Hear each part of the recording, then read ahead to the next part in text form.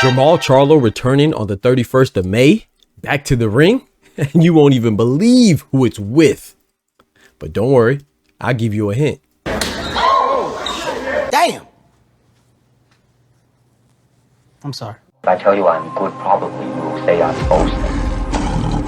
But if I tell you I'm no good, you know I'm lying. Yo, what's good, Boxing Talk family? It's your boy, Dr. Boxing Talk, back for another YouTube video. Banger, man. Yes, sir. Yes, man. I know what time it is. The doctor's in the house, man. So check this out. As you can see, Jermall Charlo, you know, one of the best super middleweights that we have, is returning to the ring May 31st, man. And the funny thing about this is that I dropped a video about a week ago where we saw legendary Ronnie Shields come out of his mouth and say that Jermall Charlo will be returning in May, and he told a little bit of truth and a little bit of a lie. The majority of it was a truth, though, right? He told mostly the truth because he did say that he was coming back into May, and according to this report, he will be returning in May. But he said the 17th or the 24th, and he was slightly off. It's actually the week after that, after the 24th, it'll be the 31st. So it wasn't too far off. You know, things changes with fluidity in boxing, man. So I think it's always good to have the Charlos back. Now, the thing with that is it gets a little sweeter too, right? Because Jermall Charlo will be on the undercard, as he should be, you know, having a long hiatus that he's had. He's going to be on the undercard of Caleb Sweet Hands Plant. And you know, Caleb Plant's one of my favorite fighters to watch, man. And, you know, they got a little beef going on, you know, where Caleb Plant had to put them paws on him.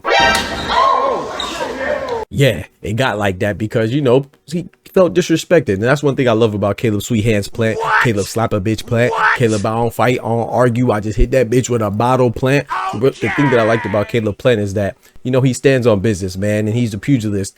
So I don't get why anybody would expect anything less, you know. But as a man, as a person, man, you should be able to feel comfortable being held accountable for what you say, you know. And I'm sorry, I don't want to live in a world where you could just say or do whatever you want and you don't get your comeuppance, you know.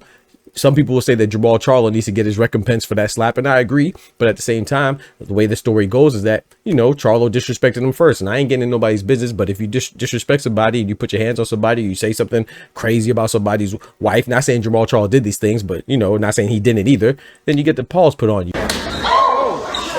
You know what I'm saying? And same thing with Ryan Garcia. He had the bottles thrown at him. And so I don't want to live in a world where people aren't held accountable because sometimes people confuse being a cowardice. They confuse that with maturation. No, that's not maturation. That's just you're probably just soft anyway. So if you're soft, that's okay. But don't talk trash to somebody who is about that life. And Caleb Plant's about that life. Now, I love when people are about that life. You know what I'm saying? So I've always liked Caleb Plant. And you know, even though they will not be fighting each other, to a lot of our dismay, right? They won't be fighting each other. Caleb Plant will be headlining against a undisclosed opponent, and Jermall Charlo has an opponent that's separate, obviously, that's to be announced as well. But the fact that they're on the same card, what does that do? That builds up intrigue. Like, they don't even need it, but it reminds us, you know, that that Jermall Charlo got some unfinished business, you know. And maybe you could say the same thing for Caleb Plant. But I mean, since then they smooth things over, you know, they move forward amicably as two gentlemen should. But you know, we would still like to see that fight go down in the ring, and this will be a perfect segue into that fight, you know, into a future fight with them both sharing the same card in separate bouts, assuming they both win, come out victorious. Then boom, we can match them up, you know, because at 168, let's face it, right? The face of boxing is there, aka Saul Canelo Alvarez, aka Cinnamon. He's the face of boxing, the biggest guy there, and he's clearly above the rest.